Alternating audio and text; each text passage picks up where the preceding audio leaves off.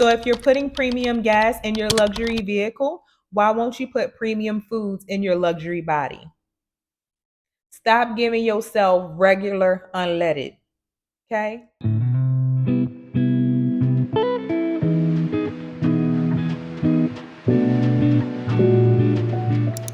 Hey babes, or welcome back. If this is your first time seeing me, my name is Daisha and I help you take a mindful approach to wellness.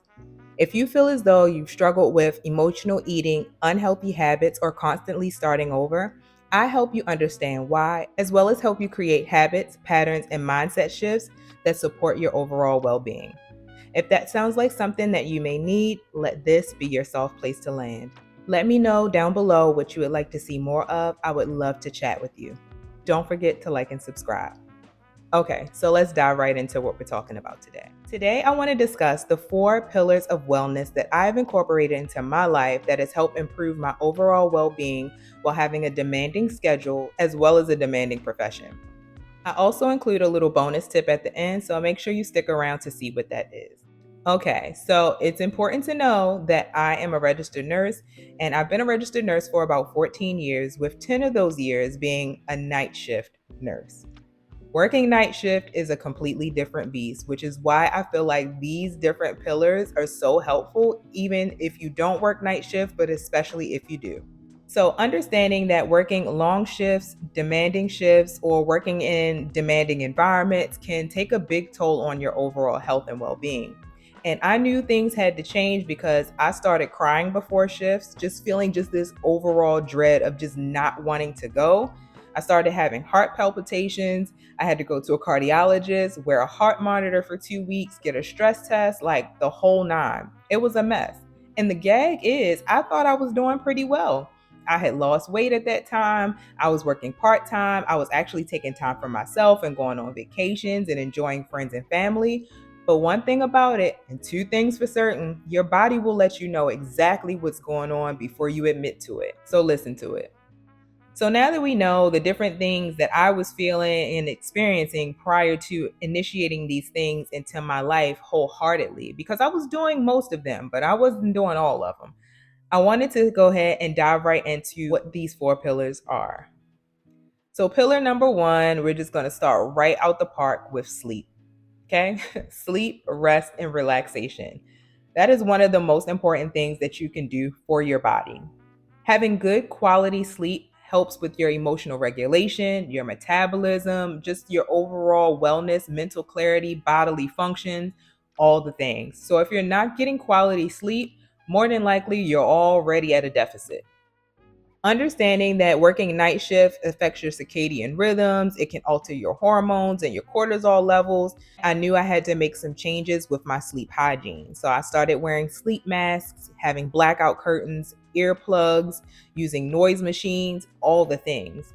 If you've ever worked night shift for an extended period of time, you know that sometimes you got to do a little extra to help yourself get some sleep, okay? Because it's not normal for you to be up all night and sleep all day. So you may find that most workers that work overnight, they pretty much have to sedate themselves, whether it's via alcohol, CBD, THC, melatonin, Benadryl, because you have to force yourself to go to sleep. And doing that consistently over time means you're just sedating yourself. It doesn't mean you're getting quality sleep. And it begins to show through your body, your moods, your health, all the things. More recently, I've decided to start doing something a little bit different when it comes to going to sleep.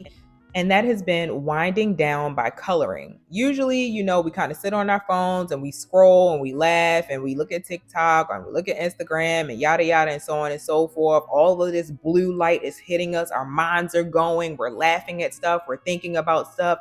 How can you ever expect to wind down and go to sleep if you have all of that going on? So I decided to switch things up a little bit and started listening to lo-fi, Christian lo-fi, even binaural beats. Take a look into it. Binaural beats is like a different frequency that you can utilize and listen to that can kind of relax you, help you focus, help you go to sleep, all the things. Check it out on YouTube. But those things kind of help my body identify that something's about to change. We're about to shift into something different. It's time to calm down, and we're moving towards sleep. If you continuously keep this pattern, your body will get used to it and identify this activity as being a part of your sleep hygiene. And then you may be able to go to sleep faster, stay asleep longer, and get a better quality of sleep.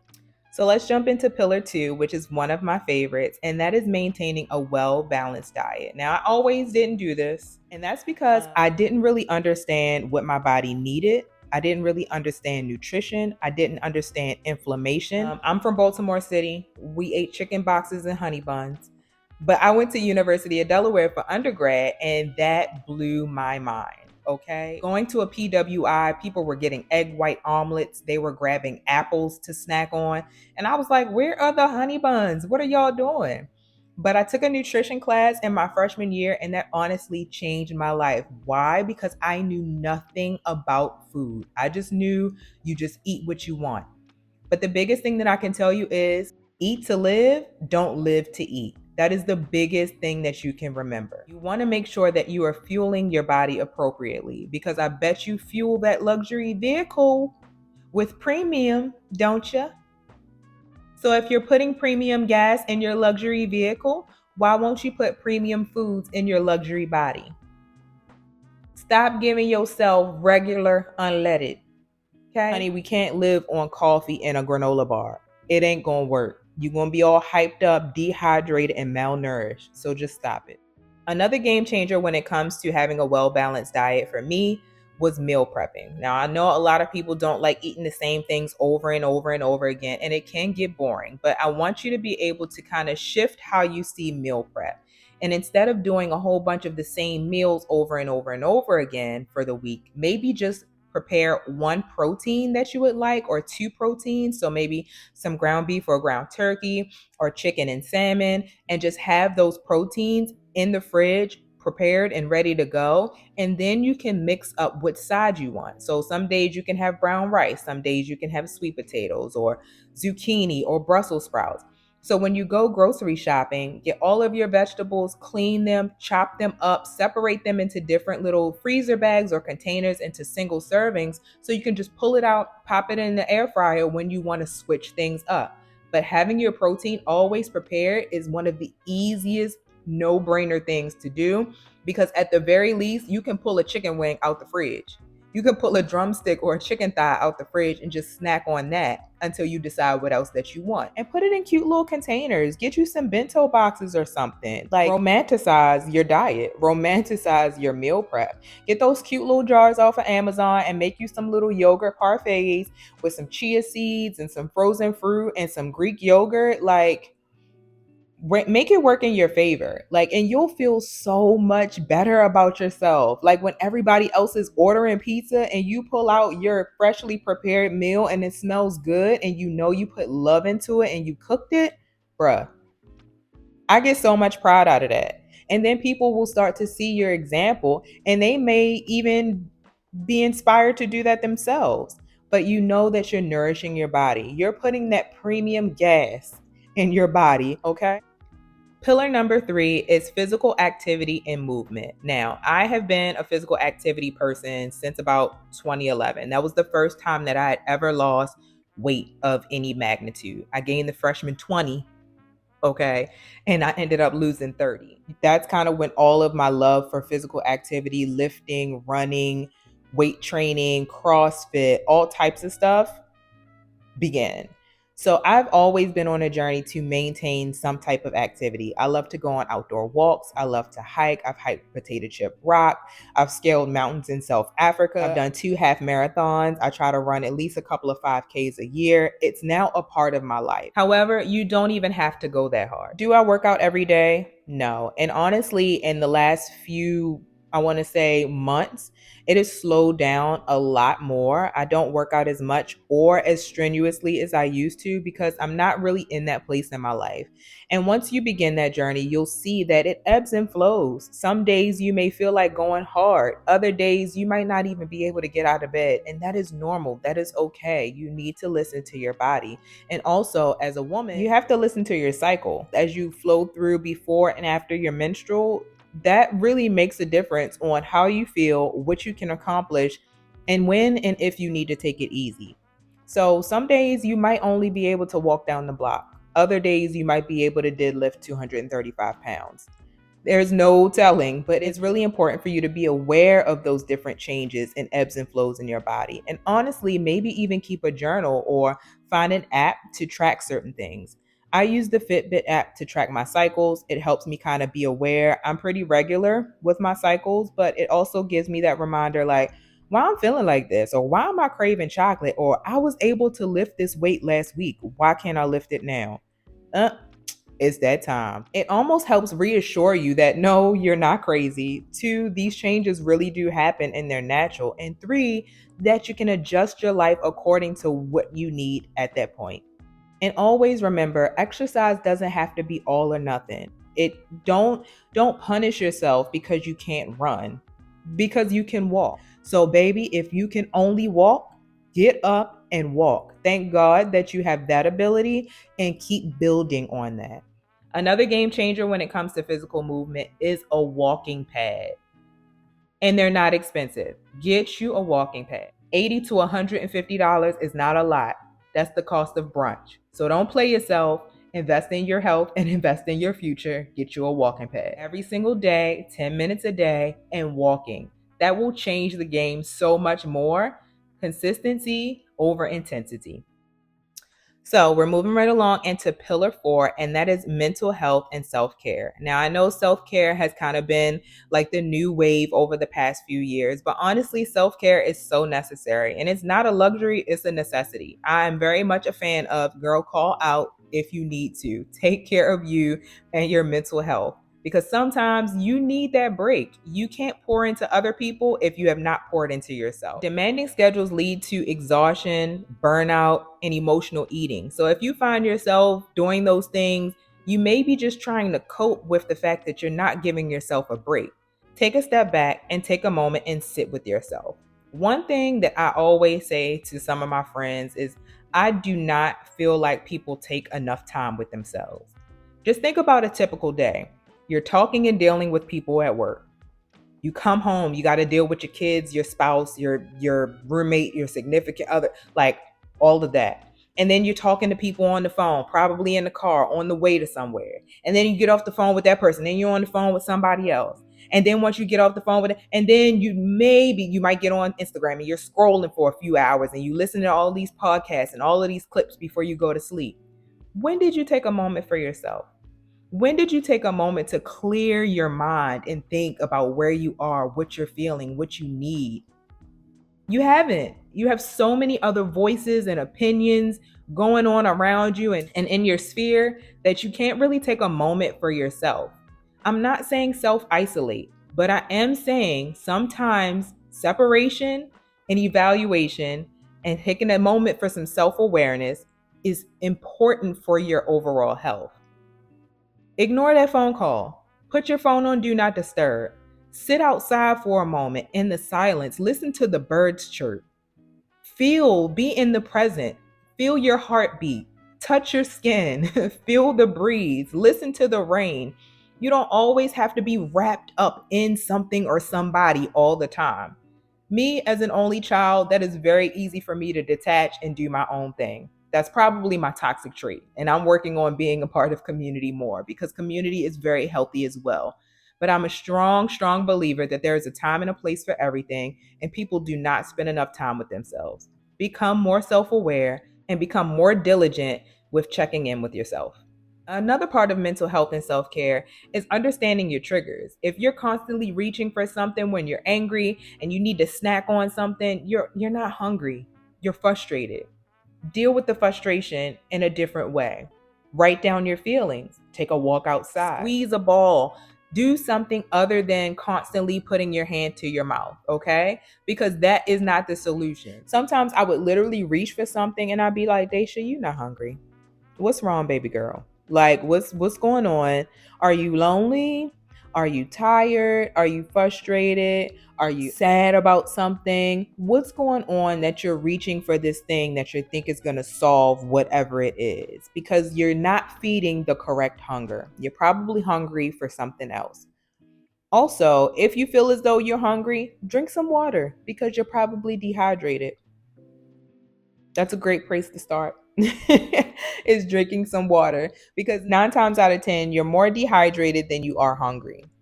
Also, be aware of the fact of if you're choosing to eat something when you say you're hungry and you're being picky about what you eat, then you're probably not really hungry. If you're turning down grilled chicken, rice, and broccoli, talking about, I don't want that, then baby, you're not hungry. Because if you really were hungry, you'll eat anything. And honestly, that's the thing that you need to eat, not that bag of Cheetos.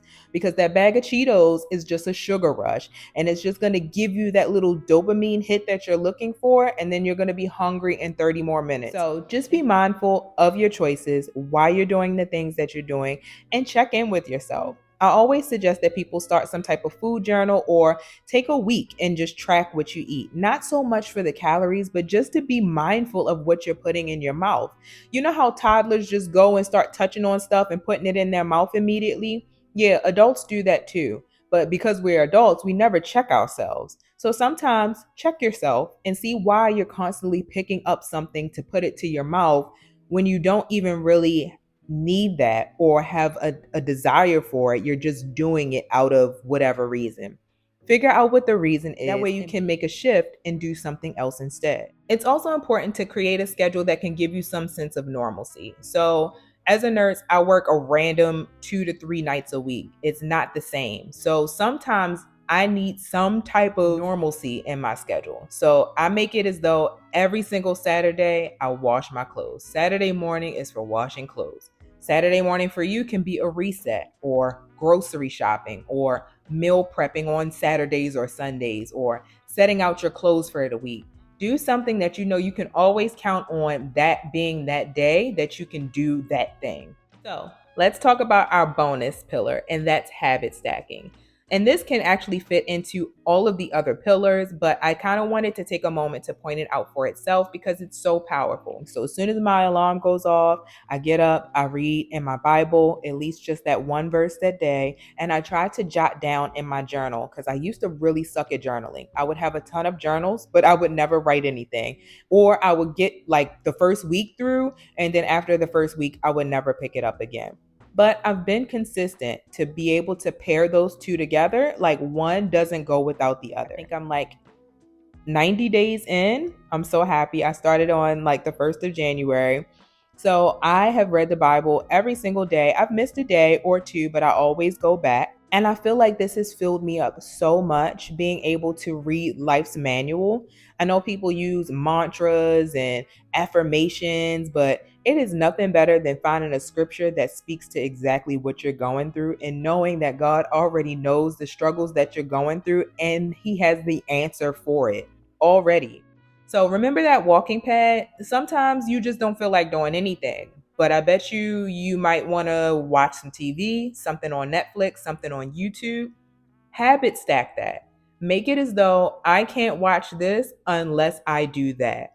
So, in order to treat myself to a YouTube vlog seeing some of my favorite girls, I pull out my walking pad. If I'm going to watch a 45-minute vlog, I literally can walk and watch at the same time. Maybe for you, you need to start stretching more. I know I do, and that's something that I always struggle with. So maybe you need to brush your teeth, and then as you're brushing your teeth, you stretch in the mirror. That's something that you can stack together, and it can become a habit. I'll also talk about markers of wellness, and that is certain little things or tasks that you do when you're relatively feeling well. And if you don't do them or slack off from doing them more than once or twice or 3 times, it's kind of like a little alarm to let you know, like, hey, something's going on because why aren't we doing the thing? One of my markers of wellness is making my bed. And this really works for me because I'm like, I will make my bed because I love coming back home and getting in my bed and rubbing my feet together. There is nothing that I like better, okay? Because at this big age, I'm not staying up all night. I like to be in the bed by 9 o'clock, 10 o'clock at the latest. So going back into my room and seeing a nicely made bed is almost like a welcoming feeling to me. It feels hotel like. It like romanticize your life. You feel me? So doing little things like making my bed every day lets me know like, yes, sis, we're doing good. Soon as I start hopping out of that bed and not caring about making the bed, and then I got all this crap in the bed and I haven't changed my sheets in 2 weeks, it makes me check in with myself. Sis, what's wrong? Why you haven't been making your bed? You love to make your bed. You love to come back to a made bed. It helps you realize something might not be right. You may need to take a break for yourself or figure out what's going on. So, again, I just wanted to kind of go over making sure you're getting adequate rest, making sure you're taking time for yourself, making sure you're having a good, well balanced diet, maintaining some type of physical activity or movement, and maintaining good habits, being mindful and habit stacking. All of these things can really, really change your life. I challenge you to maybe just choose one from each of these pillars that you can change. Maybe it's I'll drink one extra glass of water each day, or I will make sure I make my bed every morning, or I will try to plan out a breakfast for every day this week, 2 hard boiled eggs. Like whatever it may be, just make those small changes. And soon as you make that small change and it sticks, choose another one and keep adding for each pillar. And literally, you can change your life by the summer. Noble.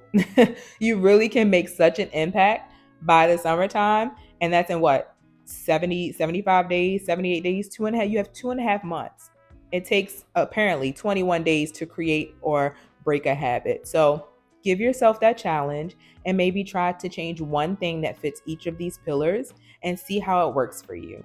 But let me know in the comments what is one thing that you struggle with, and if any of these pillars kind of helped you put things into perspective, and if you think you might embark upon changing some things. All in all, I hope you found this video helpful and are able to have some takeaway tips. Stay tuned and subscribe because I'll have more videos just like this to expand on different things that I do to keep me in a field of wellness. Hope to see you in the next one, girl. You got this. Bye.